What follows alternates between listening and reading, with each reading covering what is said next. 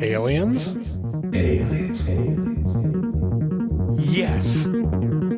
But maybe no.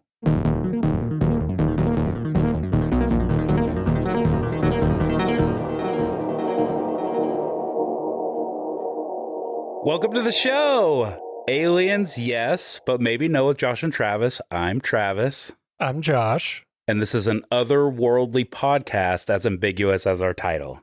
So, Josh. Yeah? As we do at the top of every show, let's talk a little bit about what we covered last week. Yeah, last week we talked about... Do you know why I asked you? No. No idea what we talked about last week. Well, I remembered, and then right when you asked me, I went blank. Oh, man. Why do we always do that? I don't know. Why do we start the show this way? I think maybe it's endearing. Well, I also think we should probably talk before the show instead of sit in silence for an hour. I know. We do that. We should probably organize this. Remote viewing. Yeah, that's right. Men who stare at goats. I've talked about that multiple times with multiple people since then. Throughout the week? Yeah. It's fascinating. Yeah. We've talked about submitting that show to the Potties, the Podcast Awards. POTTY? Yeah, the one they throw in the toilet. Yeah. It's like the Razzies for podcasting. Yeah. I like to think this is an introductory podcast. We're not going to deep dive in a lot of these things. Yeah. We're learning. If you want to learn and kind of get the basics, that's what this is about. We're not experts. No, not at all. No, I'm legally an idiot, which I have covered many times on this podcast. Yeah. Okay, so we talked about remote viewing. I think it's completely real.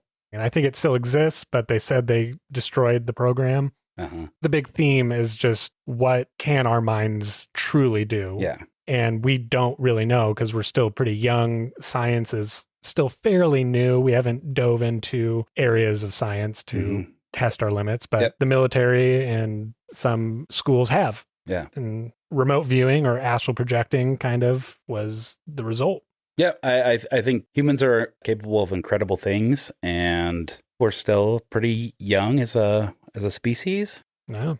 Okay, so today we should have started the show with cryptids, yes, but maybe no, an earthly podcast where we don't really talk about aliens, or maybe yes. Maybe yes, because a lot of these cryptids that are known out there do have a extraterrestrial or multidimensional origin story. Uh-huh. So that is a possibility. We don't know. We'll find out. So we'll discuss this. On the last episode, we do, on every episode, we do like a quiz right at the end. Yeah. And the last quiz we did was the Flatwoods Monster, which is the topic of our discussion today. Yeah.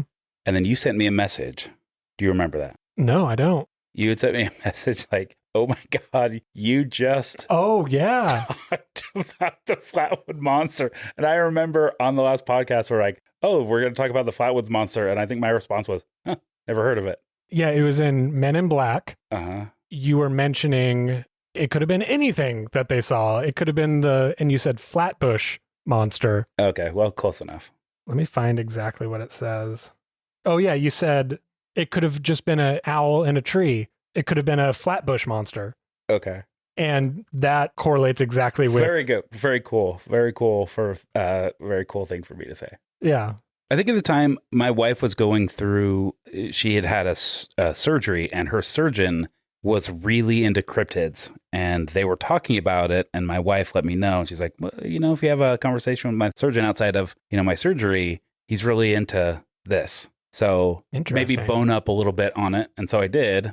And I think that was you were trying to impress a surgeon. Yeah, man. Okay. No, that's cool. I'm an idiot. And so when I'm talking to a smart person, you want to look smart. I want to look smart. Yeah, I get that. Yeah, I do like research. You do. So yeah, that was probably around that same time frame, the Men in Black episode, doing my own independent cryptid research. And I just wanted to bring it up on the podcast to sound like I was doing some work. But you forgot all of it. Absolutely every second of it. Yep. Well, perfect.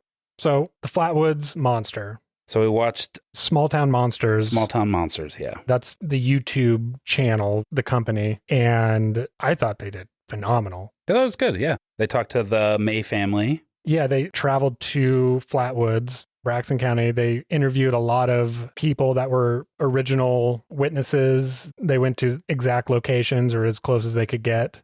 I mean, for a smaller company to go that big, I thought they did amazing. For this story, there's not a lot of really good media or documentaries or anything about just the Flatwoods Monster. So them going this hard on it, it was great. I applaud them. So if you're interested, Small Town Monsters. Yep. Small Town Monsters, the Flatwoods Monster, A Legacy of Fear is what it's called. Okay. One of the interesting things about that video was, and we'll cover this a little more in the dossier, is that this thing was only seen really like once or twice. Like this group of people, and then another family saw it, and then it became kind of like a regional folklore. Yeah. But they said that the noxious mist will melt skin from your body and leave you nothing but bones, which is really funny. Like they just created this out of whole cloth. Huh. The people that witnessed it, the dog supposedly died like vomiting itself to death. But then you talk to the mace and they were like, no, that didn't actually happen. Yeah, the dog lived a full life. Yeah, they're like, the dog lived a full life and was out digging holes out in the, whatever this area for years. Yeah. Well, let's get to the encounter. Mm-hmm. You want to read it? Okay. Settle in, Josh, for a little bit. And I'm just going to read straight from the dossier. Cool. On a warm summer evening in the small town of Flatwoods, West Virginia, an urban legend was born. At around 7:15 p.m. on September 12th, 1952, three boys, Edward and Fred May, and their friend Tommy Heyer, were playing in the lawn of the Flatwoods Elementary School when they saw something blaze across the sky. It looked to be a fireball headed toward the nearby hillside. They watched it as it appeared to crash on a farm owned by a man named G. Bailey Fisher. So the boys ran to find an adult. They told Edward's and Fred's mother, Kathleen May, what they saw. She didn't dismiss them. Instead, she gathered up her sons, Edward and Fred, their friend Tommy, and a 17-year-old National Guardsman named Gene Lemon. Being a small town, two other local kids, Neil Nunley and Ronnie Shaver, heard what was happening and joined them. Together, the group set off toward the hill with the family dog. They climbed up the slope toward the landing site. The air grew thicker. The further they went, the more they could smell something foul like sulfur or burning oil. The dog ran ahead into the dark trees, then it barked and suddenly stopped. Gene Lemon, holding a flashlight, moved toward the spot where the dog was, and in the shadow of the trees, something moved. Gene raised the beam, and what they saw would haunt them forever. There, standing among the trees, was a figure.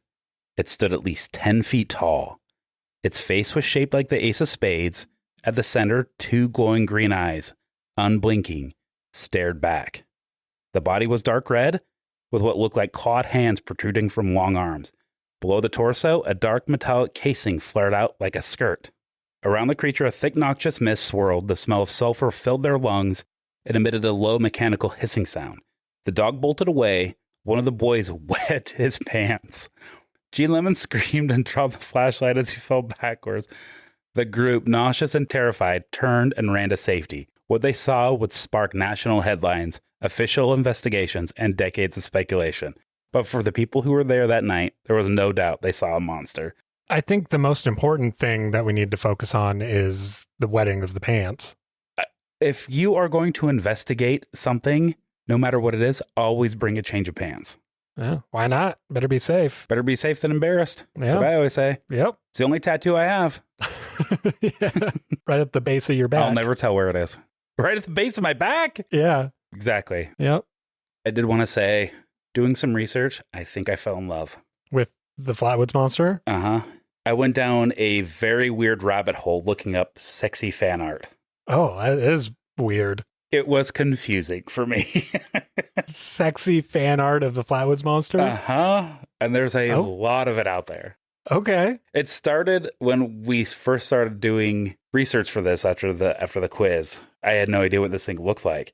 And one of the depictions was like, and I think I sent it to you, was like a depiction of the Flatwoods Monster in the Marilyn Monroe over the air grate. Mm-hmm. And I was like, interesting. I wonder how much more of this is out there. There's a lot. Spoiler alert, there is a lot. Jeez. Well, so I'll be sending this to Josh. Maybe we could have some links in our show notes. And if you guys want to send us some sexy fan art, do it. Travis is a fan. It was very confusing, like I said. Wow. But I think I'm in love. Well, I'm glad we have this podcast where we can unpack that. Until we talk about another cryptid and I go down another similar rabbit hole. Well, I will try to figure out where to put this in the show. I don't know where to put it. That's why I had just had to get this off my chest. I don't know where it's going to fall in the show. Yeah, well, we can figure it out. It's crazy all this happens, and there was nothing in movies, media, or comics about aliens or monsters at the time. Like, this is all fresh. You're right. This was the first time that any alien or monster had appeared in popular culture at the time. Well, name something. I mean, you sound like you're doubting me. What was there? Well, there was War of the Worlds, Plan 9 from Outer Space. There was the work of H.G. Wells. Heard of him? Yeah. I guess. Yeah. Flying saucers had become such a big part of like B-movie cinema at this time. So this is 1952. We also have the Cold War that is like very much building up. So the Cold War beginning after World War II. I don't think that the paranoia of the Cold War had quite reached rural West Virginia. So I don't feel like that was a part of like them being scared about aliens or whatever. But, you know, it was a big thing in popular culture. I don't know when the Twilight Zone started. May have been around this time. Yeah. Because, I mean, the originals were black and white. Well, I know, but Josh, you can make... Well, yeah, I know you can make black and white, but... You can make black and white now. Did they stay black and white when color existed, or... I just assumed. Oh, so this was years before the Twilight Zone. Twilight Zone started in 1959. Okay. So we talked about Kenneth Arnold on a previous episode. Yeah. This was just a couple years after the Kenneth Arnold incident. That was 1947. A few months after Roswell. Uh-huh. Roswell was big too. It truly was the golden age of sci-fi. Mm-hmm. I mean, they were just going hard on aliens and monsters. Yeah. And this sounds like a combo of potentially both. Mm-hmm. If it came from a fireball falling out of the sky. Right. Is that what they said? They saw like a big ball of fire. Who's they? The boys. Before they went and got an adult, they saw a fireball, just a big round ball. Mm. And then they went and got some adults. They came back to investigate the craft. Then that's where they saw the creature, the alien, maybe? So, yes, maybe. The way that documentary that we watched ended was with the May boys saying, I don't care what you guys believe, we saw this thing.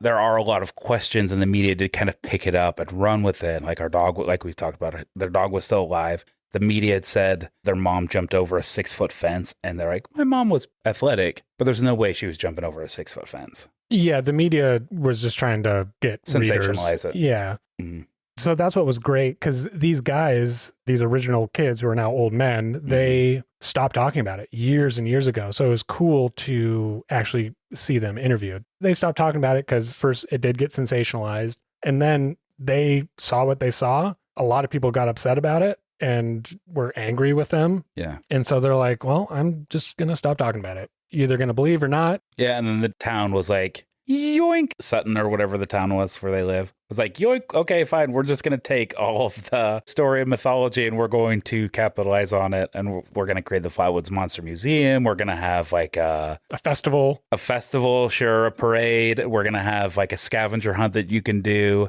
And guess what you win with the scavenger hunt? What? A fucking sticker! Yeah. I'm going to get that sticker. Well, and this is around the same area as the Mothman. Which is...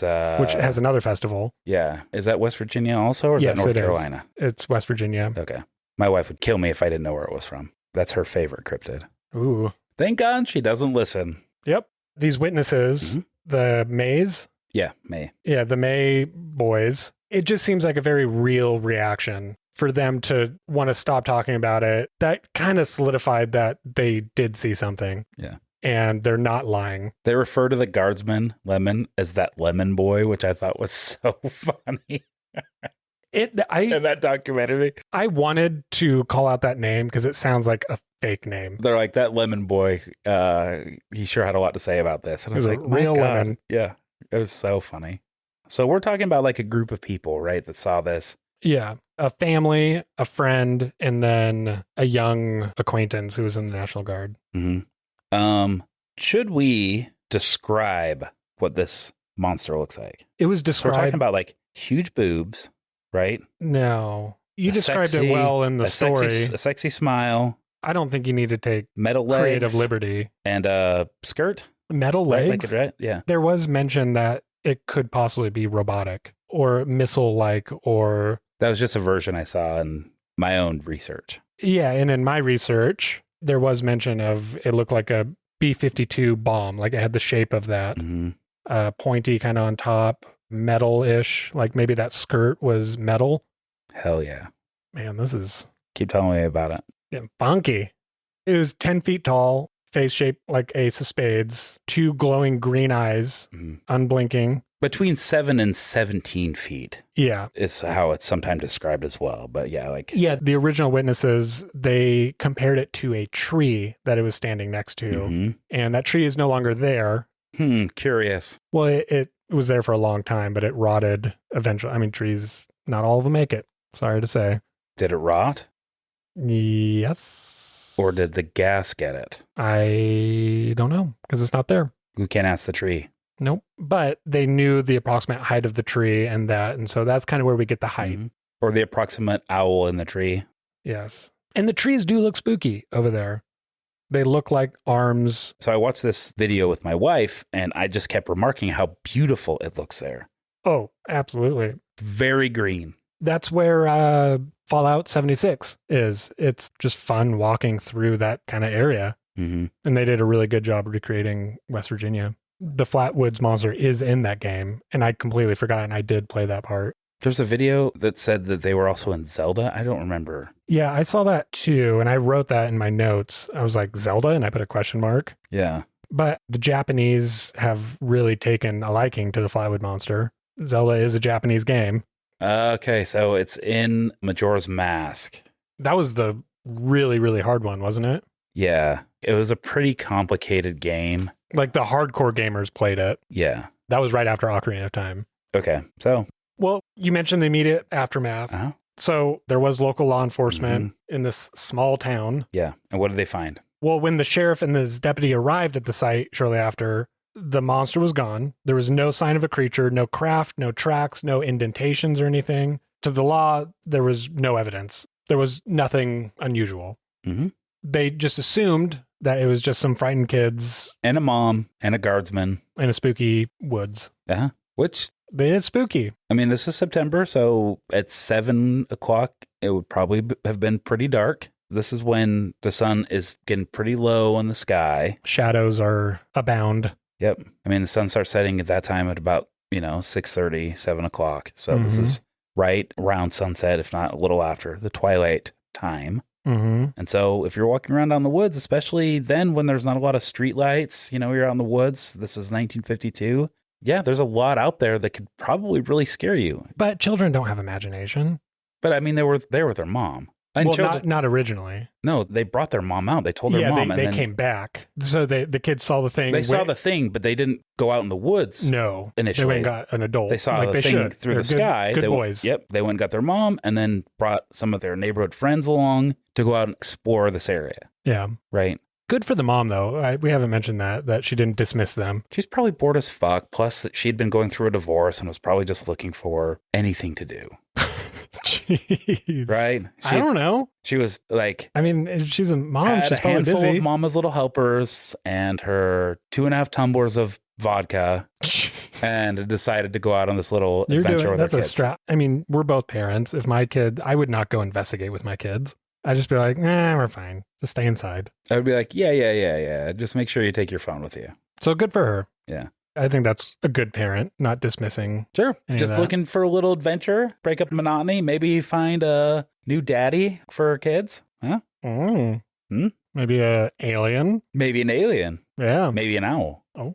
So this happened. News outlets picked it up. Well, first it spread word of mouth. These kids were talking about it at school. It was some spicy recess goss. And as we talked about, kids are reliable narrators. Always. News outlets, the local papers ran the story. Then national news outlets picked it up. That's kind of how the tale of the Flatwoods Monster exploded, almost overnight. But yeah, it just got really popular. And then Kathleen May, the mom, and Gene Lemon, they were on an interview on CBS about this. Their accounts were detailed and very consistent, and they described the same eerie creature and the same foul smell and the same unnatural mist. And then magazines, Gary Barker published The Monster and the Saucer. It's in Fate magazine. The tagline was True Accounts of the Strange and Unknown. That was in January 1953. by Gary Barker. So this blew up really fast, which is pretty wild in a world with no social media or fast connections. Kids in a family see something and now the whole world knows. Pretty cool. I would be proud of myself. For spreading this rumor? It's not a rumor. They just spreading your true personal experience. Yeah. So the spotlight came, and with it, the skeptics who questioned the motives of the whole thing and just said it was a hoax. The May family, like I mentioned before, they eventually just kind of withdrew from the whole conversation. And years later, Ed May said, I'd like to forget the whole thing. Yeah. And that's one of the things that I've mentioned a lot is why are these people? I mean, I don't think there's a huge group of people that would make these things up. There's no benefit to it. And it usually ends up just kind of messing with their lives and ruining it. And they always usually regret speaking up. Yes. But I also think like some of the stuff is situational, and maybe they didn't see something, but they were so committed to the shared experience they had. And then years later, they're just like, you know what, maybe I'm misremembering it, but the best way for me to handle this is I would just say, like, I'd rather the whole experience didn't happen at all. And there might be some people that way. These guys, absolutely, it happened to them. They're like, yeah, it happened, but I just wish I could forget it all because it sucks. Like, I can't have normal conversations with people. People either believe me or not. I mean, whatever I say isn't going to change that. They seem to be doing just fine. I mean, they're okay. I mean, the guy was able to afford a Callaway hat, and I know those aren't cheap. Well, he might be doing well for himself then. That's my marked success, is whether or not you're wearing a golf hat. Yeah. I think that they're fine, but I do feel that enough time had passed that maybe they were doubting what they saw. And I'm not saying that when they said, I wish to forget the whole experience, that they're saying, you know, this got to be too hot for me. I just think that, you know, maybe they wish that they didn't experience this thing that they'd experienced, whatever it is that led them down this path, right? And I think that's the case with a lot of these instances where you're so heightened and you feel so afraid and you're going to create this thing in your head. And years later, like, as you're talking your way through it, you're going to feel a little maybe embarrassed that you had shared something that had scared you so bad, and, you know, you may have seen something. Because, I mean, this instance was minutes long, right? They saw something, and then everybody just, poof, took off. Everybody went running off. Like the Travis Walton incident. There were lights off in the woods, and then the driver of the car just sped away, and nobody could really capture all of the details. And I feel like fear will do that to you. They all kind of go that way. I mean, the aliens move quick, or the spacecrafts, or the situations. I mean, most situations in life happen quick. Mm-hmm. So you're not going to remember the details of it. Not necessarily, no, but not you can all. Also have some heightened sense, and you do remember everything. I don't think so. But we're not talking about an alien situation. We're talking about something that could have potentially been anything. An owl could have potentially been some kind of animal up in a tree, maybe even a raccoon. Could have been the way the sun was setting, the way light was playing off the tree or leaves or anything like that. It could be any number of things. But this experience happened to these folks so fast. I mean, the mom ran out of there and was later reported jumping over a 6-foot fence, which the kids say didn't happen. Yeah. But even that was misreported. Well, I mean, we talked about the reporting. It's not misreporting. It's sensationalizing. You know, they're trying to get readers. I mean, they still do that today. Right. But these kids, they read those reports and they're going to look at what that report is. And then slowly they're going to read that report. And that's going to eventually maybe replace that memory. I mean, we just heard from the witnesses and their memory is very sound. It lined up and they told us what was true and what wasn't. This video that we watched was in 2017. So this was 60 years. 65. Yeah. After this event had happened. Yeah. There's no way they're going to have total recall as far as this incident. I mean, it depends on, I have some dreams that were really traumatic and I remember them vividly and they were 20 years ago. Okay. There's no way they're going to remember the specifics of the 65-year-old memory. I mean, we don't even... Well, they've recounted it a lot. We can't even... No, they gave up. They stopped talking about it. Well, they stopped talking about it, but before that, they talked about it a whole bunch. Sure. So if I talked about this experience with my friends that were part of it, and I talked about it a lot... And we've talked about this before on the show. I would have a very, very clear You're going to start to describe things the way you describe them to your friends, and then that's going to be your memory. That doesn't necessarily mean that that's a true memory. That's exactly how it happened. You're going to start telling your friends this experience. Oh my God, my mom jumped over a fence. Oh my God, the dog died from vomiting. Oh my God, there were actually 6 people there. One of them died because the skin was melted off. There was nothing but bones left. But you're saying statements that aren't necessarily founded in truth. No, they are founded. This is like, you're saying founded in science. You're saying that this is what's happening, or these people. No, I'm just saying remember. That to totally rely on these 2 people's memory, it's not reliable. And to say that this is a fact is not true. This is just an opinion that they experienced. This is how they're recounting their experience. It doesn't necessarily mean that there's a Flatwood Monster, which I think would be fucking great. I love cryptids, but that doesn't mean that what they experienced was an actual otherworldly experience. I can respect that. There are other elements, and like we're talking about, this is a 65-year-old memory. Well, when you give from a very heightened, like probably less than 5 minutes. Well, what I'm saying is when you give a stamp statement to saying that a lot of these people that experience these things are not remembering correctly, or they don't talk about it because their opinion changes, we don't know that. And I feel like this is a really good case where their view and opinion didn't change. What changed was they didn't want to be trying to convince people or anything like that, because they said it doesn't matter what we say, you're either going to believe or not, and we're sick and tired of that conversation. And it wasn't about their memories changing or anything like that. They stopped because they didn't like the conversation anymore. And I think that makes it a little bit more reliable instead of their opinions changing or the stories changing, which we have seen in the past. That's why this just seems there's a little more truth that they did experience something. I think they experienced something, and that's where I'm going to give them credit. Yeah, well, let's talk about additional sightings. So prior to September 12th, which FYI, September 12th is the festival date. In Braxton County. Yeah, if you ever want to go to that. Audra Harper sees a tall shadow figure rise from a fiery location. Mm-hmm. And then September 13th, George and Edith Snitowski experienced car trouble, which we've seen before. Betty and Barney, rubble. They've experienced car trouble near the Flatwoods, and they reported smelling sulfur, seeing glowing clawed figure touch the car, and the car restarts mysteriously after the figure vanishes. Yeah. So on that video that we watched, so it could have been a mechanic. It was a little more harrowing the way it was told in this video, is that the husband was outside, maybe throwing a whiz or something like that, and had rushed back to the car and couldn't get it started. And the mother was putting the kids on the floorboard of the car and like screaming bloody murder. Yeah, he went out to like investigate, and she saw the monster, and he heard her screaming from inside, and the monster was coming, and then he ran inside. They got the kids on the floor, and then the thing touched the car, and then they hid. It was gone. And then when they looked up again, it was gone. Yeah. And then the car started. So he just came and fixed the car. Yeah. I mean, like, pretty nice. Space mechanic. Yeah. Just trying to help. What a sweetie. Yeah. Makes me fall in love with it all over again. It is interesting seeing a fiery thing around the same location, which is what the kids saw, and then a different family seeing a creature that looked similar. So let's talk about that. There was a meteor seen in Baltimore, near there, very close geographically.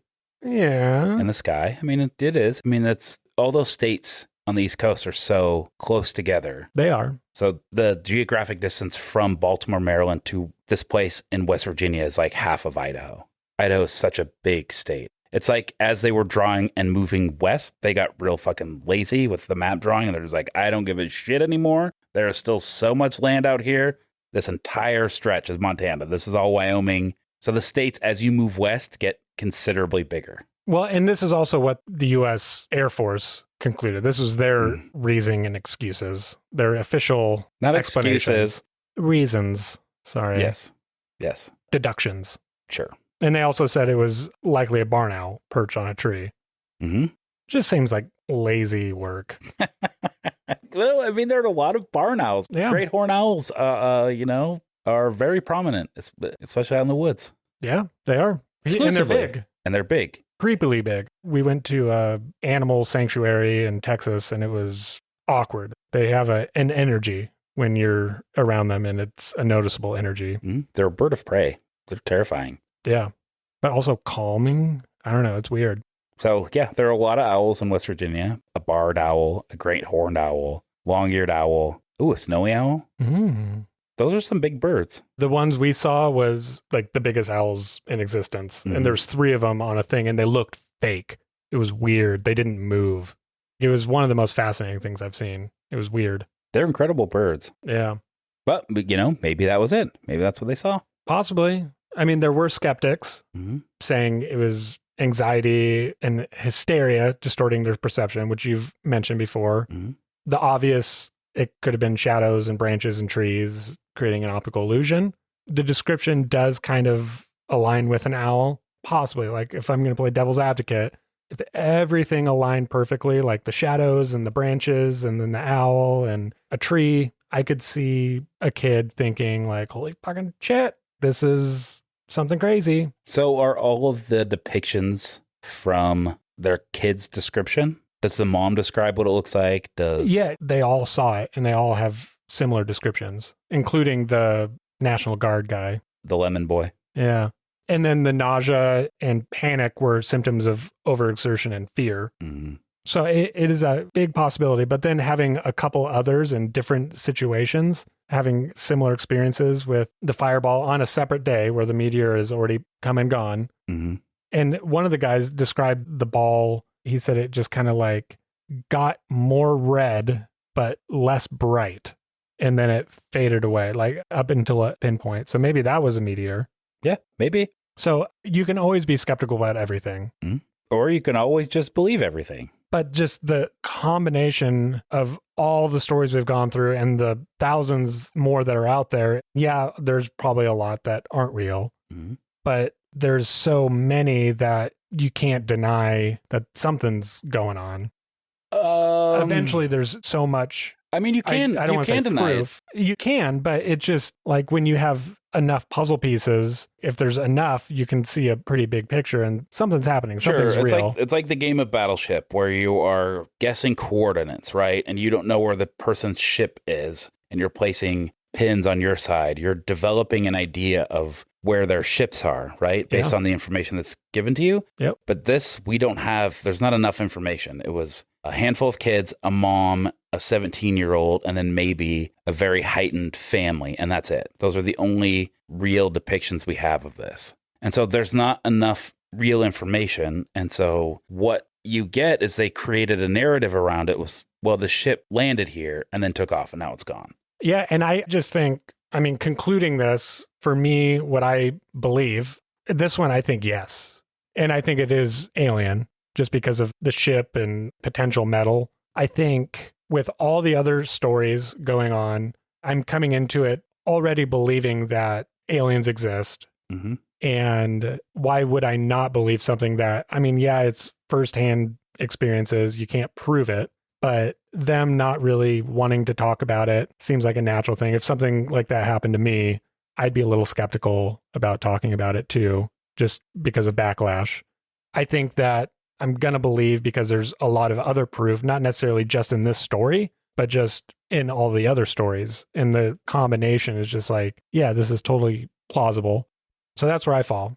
I can see that. I can see where somebody like you who wants to believe so badly is going to see some truth in this. It's not that I want to see badly. It's just you would want to see it so bad, Josh. You want to believe so bad that it kind of skews the rational part of your brain where you can think about these things skeptically, or at least like rationally, like where you can look at all information that's there. You want to believe. And I think that that's very sweet. It's not about that. It's just there's so many facts and so many things out there that it would be weird not believing. I don't think so, because all like, the facts. Humans have created dragons and wyverns and all these fantasy characters based on fear and things that they've seen out in the woods. Unicorns, all these things are part of like human narrative history. And I think this just aligns itself with that. Like people seeing things out in the woods and getting very afraid and trying to piece together what they've seen.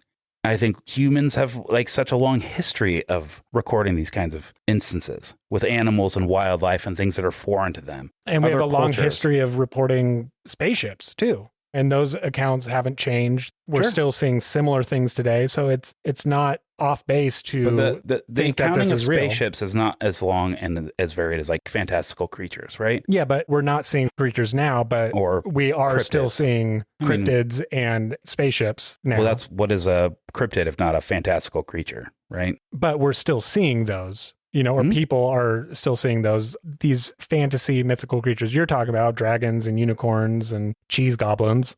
Cheddar goblins. Yeah. No, it's just transition into Loch Ness monsters and Sasquatches and Yetis and chupacabras and things of that nature. Things that like maybe a little more socially acceptable. Everybody has decided that, there's not a giant snake in the ocean that's going to gobble you up. And honestly, I don't believe in a lot of cryptids out there. Mm-hmm. Actually, when we took this test, I thought I'm probably going to be on the skeptical side of this. Mm-hmm. But once finding then out as that, soon as they said aliens, then you're like, oh, I'm in. It made a little bit more sense for me. And it's not delusion. Well, what is a Sasquatch but just like a bunch of Chewbacca's walking around in the woods? Chewbacca's are aliens. Mm-hmm. So yeah, it's real. Yeah. No, I'm of the sound mind from the facts that I've learned. I don't believe everything. Mm-hmm. I may come across that I do, but I don't always believe everything. I am skeptical. I was skeptical of aliens for a really long time, and I saw enough things and encounters, and I've watched and listened to a lot of skeptics about it too. And it seems that there are holes in some of the stuff they say, but there's just some things that are unexplainable, and the logical explanation would be something otherworldly. Okay. That's kind of where I land on this. Where do you? I want to believe that this was an otherworldly experience. I like the idea of having, like, I don't know, aliens among us, right? I just don't think that there's enough in this specific instance to really verify it for me. Yeah. So as far as our like rating goes, I'm probably a low maybe. Okay. And you're at a yes? I'm at a yes. Maybe high maybe, just because yes is like, oh, absolutely fact. If that's what yes means, I don't know. But we won't know. No. It's one of those things. And most of these are, and maybe that's just how it's going to be with aliens, because it is a highly controversial topic and it is bonkers. Could have been Cold War panic, fueled by sci-fi shows. I don't agree with the shadows. I don't agree with the Cold War panic thing. I was just helping move the conversation along, and I don't think that it touched rural West Virginia the way it may have touched some more urban. Yeah, one settings. commenter on the YouTube video said that he thinks it was testing for the jetpack. And that would explain the gas, the smell, the glow, the metal, the hovering, because I don't think we talked about the hovering, but they mentioned that the creature was floating. Yeah, it was floating, and the humming sound. So someone said that potentially could be it. And that was around the time they were testing that. But why would they be testing it in some backwoods, nowhere place? Because they can get away with it. Maybe. Because then they have someone like me coming along 65 years later and saying it's an owl and paranoia. Yeah. See? So it worked. Maybe that was the whole point. Yeah. If you were going to test somewhere, like you said, why would you test it in such a rural area where it's going to be really hard to bring equipment to? That's the only downfall in that And if thing. you're trucking in equipment, that's going to be noticed by people. Yeah, and you would test it in a secure place, especially at the beginning of a Cold War where secrets are everything. Yeah. You would test it in an area where no one is allowed. Mm-hmm. It's a really good idea. It just doesn't line up completely because why? Because why? Yeah. Well, thank you for listening. That is this episode. We're not done yet because we still have our award-winning quizzes. We don't know what the quizzes are until we open the quiz. Oh. I don't like it. This quiz is about ley lines. I remember you mentioned these at one point and you instantly like, no, those aren't real. I don't remember that. Maybe I dreamed it. So ley lines, I know a little bit about it. I've heard them mentioned a couple times, but I don't know a lot. Okay. So this is what we're going to talk about next week. Ley lines. Let's get to it. Did you open the quiz? Oh, I'm in it. Yep. Okay. And lay is L-E-Y. Right. Not like I will lay with you. Yeah. Or like Leia, L-E-I-A. Princess Leia, who is an alien. I guess if you think about it like on Earth terms, sure. I mean, if you were a human born on Mars, you would essentially be a Martian and not an Earthling, and that would make you alien. Yeah, interesting. All right, first question. What is a ley line? Is it A, a fault line where earthquakes originate? Good. B, a mystical straight line believed to connect ancient and sacred sites across the landscape? Good. C, an ancient road system used exclusively by extraterrestrials? D, a trail left behind by ley moths during migration? Good. Yeah. No idea. No idea what a ley line is. Really? I think that it's a mystical straight line believed to connect ancient and sacred sites across the landscape. That is what I believe as well. But the ancient road system used exclusively for extraterrestrials, that could be it as well. Potentially. But I'm going to say a mystic straight line. Yeah. Okay. Next question. What event inspired Alfred Watkins to first conceive of ley lines? Is it A, a revelatory dream about Stonehenge? Great. B, a realization in a thunderstorm at Avebury? C, a revelation while viewing a map on a hill? Or D, a mysterious letter from a druid society? Oh, druid. I like that. I'm going to say a revelatory dream about Stonehenge. I'm going to say a mysterious letter from a druid society. Oh, boy. Because I think they were on to something. I love that. I think that's a good answer. Okay, next one. Who famously suggested that ley lines might be landing strips for alien spacecraft? A, Carl Sagan, the astronomer. B, Tony Wedd, an ex-RAF pilot. C, Matt Parker, a mathematician. Or D, Giorgio Tsoukalos, the aliens hair guy. Yeah, ancient aliens guy. Yeah. Who's done really great work in the field of alienology and all that. Hairdressing. Yeah, he created the messy hair. That's who I'm going to say is Giorgio Tsoukalos. Hair guy? Yeah, hair guy. Okay. I'm going to say, I want to say that, but I'm going to say Carl Sagan. Oh, boy. That's okay. No, we'll find out. All right, next question. Which one of the following historical sites is not commonly claimed to lie along a ley line? That was intentionally meant to trip you up, that question. But I did it. You did it. You landed the plane. Congratulations. Thank you. Is it A, Stonehenge, B, the Great Wall of China, C, Chichen Itza, or D, Easter Island? I'm going to say Wall of China. I'm going to say that too, because that one wasn't really a sacred or ceremonial thing. It was more of a protection thing. It was a boundary set to keep invading hordes out. The Mongolians, right? Yeah. Okay, next question. Which of the following is not a name traditionally linked to ley lines in indigenous or cultural belief systems? Is it A, dragon veins, B, ghost roads, C, spirit lines, or D, broom tracks? Oh man, this one's... I don't know. Broom track seems like it's so fake. Yeah, that's what I was thinking. But like, what? Who knows the reasoning behind it? I'm going to say dragon veins. I'm going to say broom tracks. Okay. I'm just going to go for it because I just don't know how that could fall for it, huh? Yeah. Walk right into the track. So what would a broom track be? Like when you... I have no idea. I don't know. When you're brooming and maybe there's so much dirt that it leaves like a trail on either side? Sure. A broom track? I don't know. Like if you're sweeping through a really dusty place, that first sweep? There's going to be little lines. Yeah, maybe. Okay. All right. Last question. Which of the following is not commonly believed to be a vortex or ley line intersection? Is it A, Sedona, Arizona, B, Glastonbury, Tor, England, C, Mount Fuji, Japan, or D, Times Square, New York? Okay. I think Times Square is considered one. Really? I think so. Because it's like a center of whatever. Of culture. And it's been a center for a long time. Yeah. Glastonbury, Tor. I'm going to say Mount Fuji. I was thinking that too, because it's just a mountain. It's just a fucking mountain. Yeah. Like, do something, mountain. Yeah. Get off your high horse. Yeah. Jeez. Can you imagine how big that horse would have to be? It'd be a high horse. It would be a high horse, yeah. All right. So I did Mount Fuji. Okay. I'm going to submit. Yeah. Okay. So what is a ley line? Holy moly. I did terrible. We both said... It's nice you can laugh at yourself.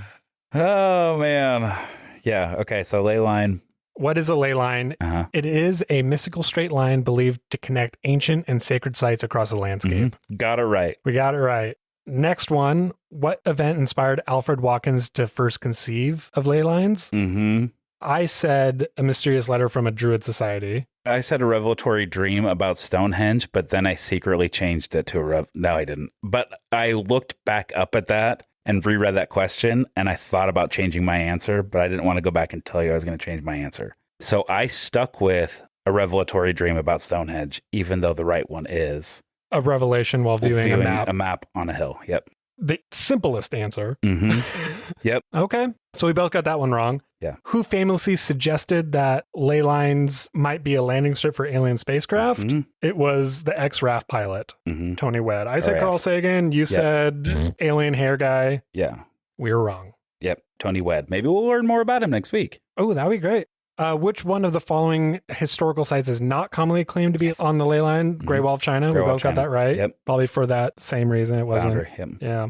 Next one, which of the following is not a name traditionally linked to ley lines in indigenous or cultural belief system? You got that right. Even after talking about broom tracks. Broom tracks is correct. I did not fall. Actually, Dragon's Vein sounds so cool, though. It does sound cool. So it wasn't a trap. Josh got it right. Broom tracks. Okay. And then last one, which of the following is not commonly believed to be a vortex or ley line intersection? I was so confident about New York. It was Times Square. And it was Times Square. So Mount Fuji, you can stay on your high horse, I guess. I'm sorry. It's a tall horse. It is. Well, cool. I'm really excited. I don't know a lot. I know I don't know shit about fuck. There's some weird things with them, and they line up with a lot of weird things. Mm-hmm. And weird things happen in these lines, and we know where these lines are. I don't know much. I'm super excited about this one. Mm-hmm. I'm excited to grow my brain, know more and more. Sure. Well, thank you for listening. If you want to get a hold of us, we have fan mail that you can reach out to us. Just on your phone, click fan mail in our description, and you can message us, and we'll get it. Do it. Yeah. Well, talk to you next time. Okay. Thanks for listening. Bye. Bye.